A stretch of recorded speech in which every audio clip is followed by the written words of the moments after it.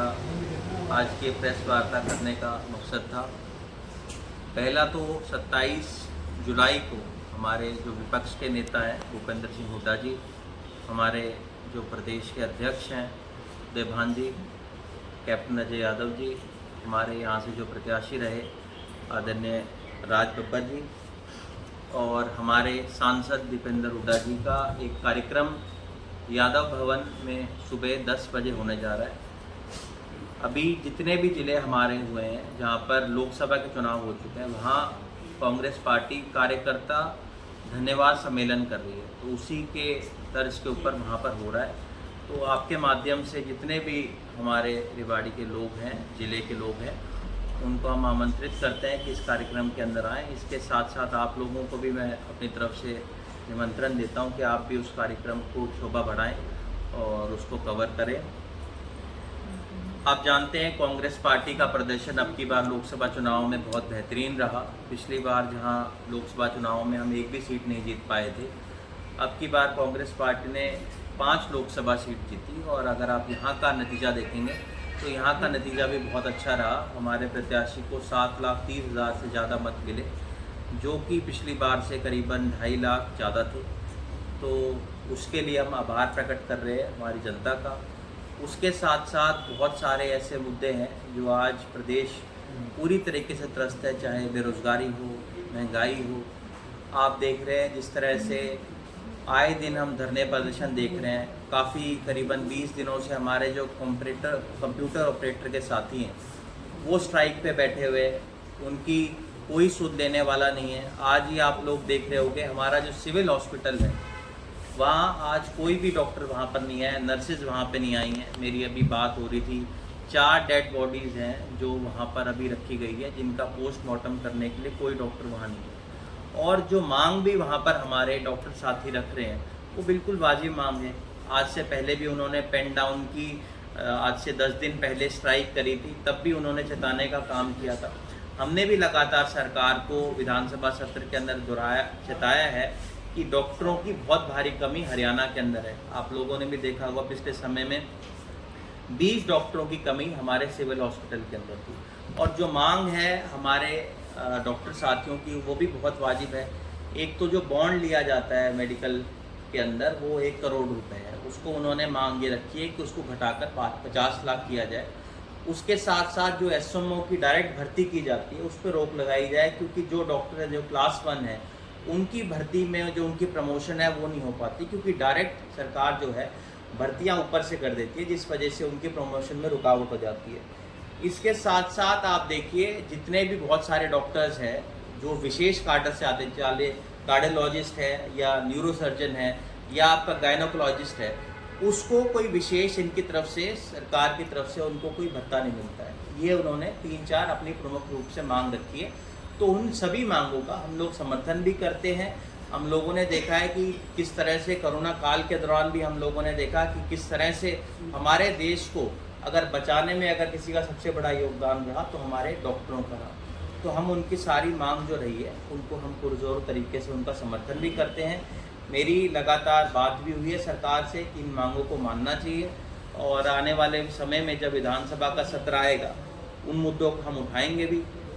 इसके साथ साथ क्योंकि आप सभी जानते हैं अभी 3 दिन पहले बजट भी आया है और चुनावी वर्ष होने के बावजूद भी जिन प्रदेशों में चुनाव है, चाहे हरियाणा में चुनाव है, महाराष्ट्र में चुनाव है, झारखंड में चुनाव है, उन स्टेटों को जिनकी सरकारों ने बहुत मांगे रखी थी सरकार से, उनको ना मांगते हुए केवल मात्र ये सरकार बचाओ अभियान की तरह ये बजट रह गया। बिहार को इन्होंने विशेष पैकेज देने की बात की थी, उससे तो उन्होंने इनकार कर दिया, पर उनको जो उन्होंने ग्रांट दिया है उसका हम समर्थन तो करते हैं। पर साथ के साथ हरियाणा के जो मुख्यमंत्री है उन्होंने विशेष पैकेज की मांग की थी, उसको पूरी तरीके से उन्होंने नकारते हुए हरियाणा को इस पूरे बजट में कुछ ना मिला। ये दर्शाता है कि हरियाणा से इनको कोई सरोकार नहीं है। लोगों को बहुत उम्मीद थी कि जिस तरह से बेरोजगारी आज प्रदेश के अंदर देश में कितनी तेजी के साथ बढ़ रही है उसके अंदर कहीं कटौती की जाएगी, पर आप देखिए रोजगार के नए अवसर लाने के लिए इस सरकार ने कोई कदम नहीं उठाए। महंगाई आज किस चरम के ऊपर है उसके अंदर इन्होंने कोई कटौती नहीं की। बहुत लोगों को ये उम्मीद थी कि शायद एलपीजी गैस के अंदर ये कटौती करेंगे, उसके अंदर कोई कटौती नहीं हुई, और टैक्स स्लैब भी आप देखेंगे उसके अंदर भी कोई चेंज नहीं इन लोगों ने किया। तो मुझे लगता है एक जो राहत की लोग उम्मीद कर रहे थे इस बजट से, उसके अंदर उनको कोई मदद नहीं मिल पाई।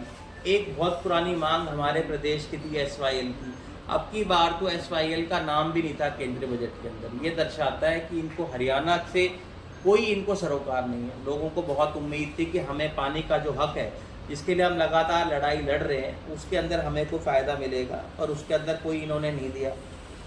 इसके साथ साथ आप देखेंगे कि 3 करोड़ घर देने की जो बात थी, उसका कोई इसके अंदर जिक्र नहीं है। इसके साथ साथ जो MSP की बहुत लंबी लड़ाई हमारे किसान भाइयों ने लड़ी थी, जिसके लिए इनको आश्वासन भी दिया था सरकार की तरफ से, उसके बाद पर कोई एक शब्द भी नहीं कहा गया। ये दर्शाता है कि इस सरकार को किसानों से कोई सरोकार नहीं है। छोटे व्यापारियों को भी बहुत उम्मीद थी कि उनको लोन देने के अंदर जो प्रक्रिया होगा उसको आसान किया जाएगा, या उनके लिए कोई नई योजना लेकर आएंगे, पर उसके अंदर भी इन्होंने कुछ नहीं किया। तो मेरा ये मानना है ये जो बजट है बड़ा निराशाजनक रहा है, और एक दिशाहीन बजट हम इसको कह सकते हैं, जिससे बहुत ज़्यादा निराशा लोगों के प्रति है।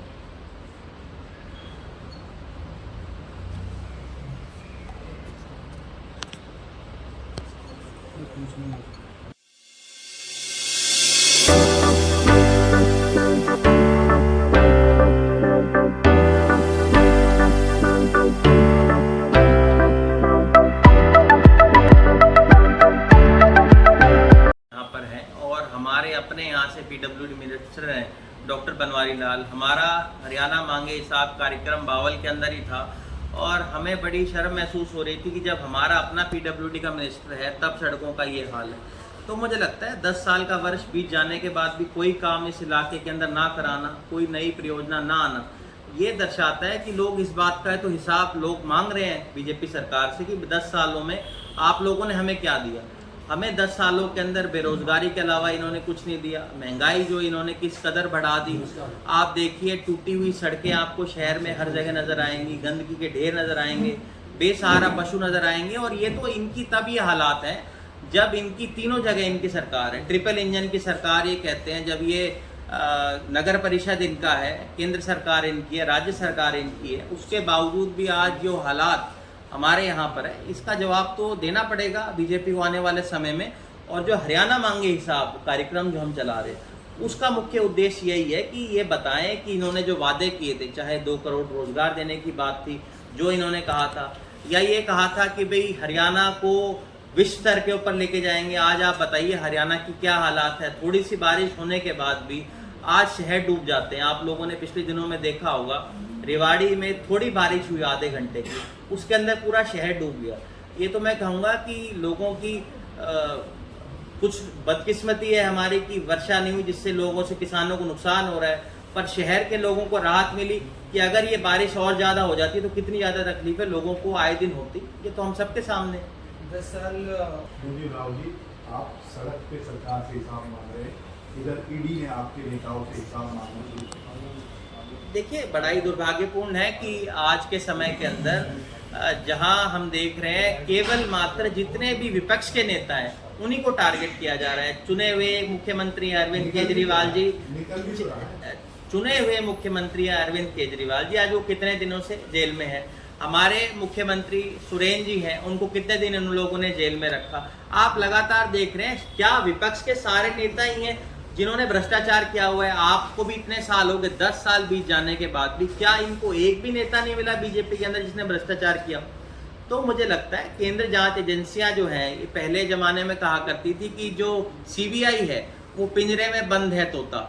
आज ये लगता है इन्होंने पूरी तरीके से जितनी भी केंद्रीय एजेंसियां, चाहे ED है, CBI है, आपकी जो स्टेट एजेंसीज है, उनको इन्होंने पिंजरे में बंद कर दिया है। और जितने भी आपके लोग हैं जो सरकार के खिलाफ आवाज उठाते हैं, कहीं ना कहीं उनको दबाने का काम जो सत्ता पक्ष कर रही है, आने वाले समय के अंदर लोग भी इस बात को समझ रहे हैं और इस बात का जवाब मांगेंगे कि चुनाव के नजदीक आते ही इस तरह की जो ये करते हैं, ये दर्शाता है कि वेंडेटा पॉलिटिक्स है।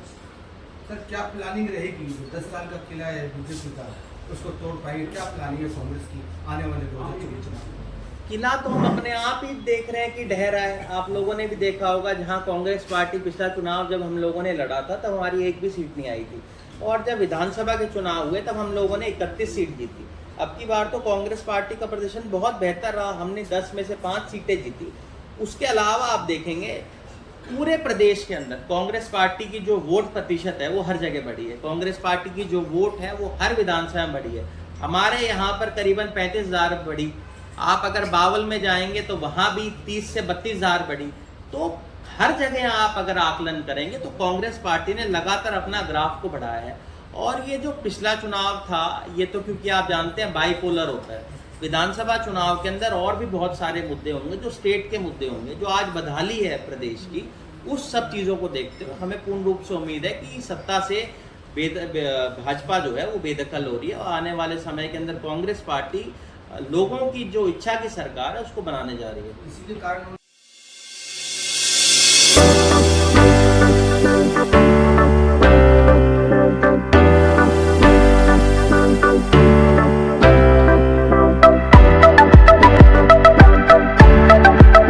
मुख्यमंत्री चेंज कर दिया।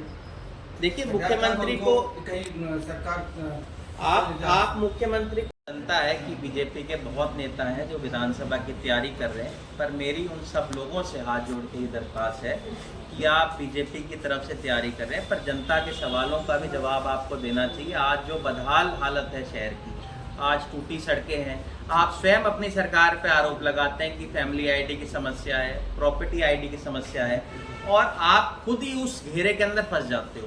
तो आपको अपने मुख्यमंत्री से पूछना चाहिए कि 10 साल के अंदर उसका वो लोग क्यों नहीं समाधान कर पाए। आज जो लोग हैं पानी की बदहाल व्यवस्था की जो बात करते हैं और बड़ी बड़ी बात करते हैं कि हमारी सरकार ने प्रदेश में केंद्र में बहुत अच्छा काम किया। आप लोगों ने जब चुनाव रेवाड़ी से लड़ना है तो यहाँ की बदहाली के लिए भी जवाब आपको देना पड़ेगा कि आज डॉक्टर स्ट्राइक के ऊपर क्यों है, कंप्यूटर ऑपरेटर स्ट्राइक के ऊपर क्यों है, क्यों आंगनवाड़ी स्ट्राइक के ऊपर है, क्यों OROP की जो बात चलती है, क्यों OPS की जो बात चलती है उसके अंदर आप लोग क्यों उनका सहयोग नहीं करते। इस बात का जवाब भी इन सभी नेताओं को देना पड़ेगा जो बीजेपी से टिकटें मांग रहे हैं। मुझे लगता है जनता में जब वो जाएं तब अपने सवाल तैयार रखें, क्योंकि आज जो जनता है वो इनसे सवाल मांगेगी क्योंकि 10 साल से सत्ता में ये हैं, ये लगातार मेरे ऊपर सवाल तो उठाते हैं पर सवाल जवाब देने का काम इनका है। हमारा काम था विपक्ष के अंदर आवाज उठाना, अगर मैंने आवाज ना उठाई हो तो यहाँ की जनता मेरे पे जरूर सवाल उठा सकती है, पर काम इनका था, काम इनको करके दिखाना चाहिए था कि ये बस स्टैंड क्यों नहीं बनवा पाए, क्यों रेवाड़ी में मेडिकल कॉलेज नहीं खोल पाए, क्यों धारड़ा का बस स्टैंड ये नहीं बना पाए, क्यों धारड़ा के गंदे पानी की समस्या ये दूर नहीं कर पाए, क्यों हमारे यहाँ पर जो 200 बेड का हॉस्पिटल बनना था सिविल हॉस्पिटल में क्यों उसको नहीं बनवा पाए। ये बहुत सारे सवाल हैं यहाँ की जनता के जिसका इनको जवाब देना पड़ेगा। क्यों 9 साल के अंदर ये एम्स नहीं बनवा पाए। तो मुझे लगता है इन सभी बातों का, चाहे फैमिली आईडी है, प्रॉपर्टी आईडी है, क्यों पेंशनें लोगों की कटी, क्यों लोगों के राशन कार्ड कटे, इन बातों का जवाब इनको जनता से देना पड़ेगा। बड़ी बड़ी बातें करके पार्कों में जाकर या लोगों के बीच में जाकर उन लोगों को ये जवाब भी उनको देने चाहिए कि आप 9 साल कहाँ थे, जब कोरोना काल आया था तब आप लोगों के बीच में क्यों नहीं थे। आप जो अब घरों से निकल कर आ रहे हैं, जब चुनाव नजदीक आ गए, अब लोगों के जवाब भी आपको देने पड़ेंगे कि आप 10 साल कहाँ गायब थे। आप लोगों ने जब मलाई खाई बीजेपी की तब आपको लोगों की बदहाली याद नहीं आई, आज चुनाव के समय आपको सारे मुद्दे याद आ रहे। इन सब बातों का जवाब का आपको देना पड़ेगा। विधायक जी ये लगातार आरोप लगा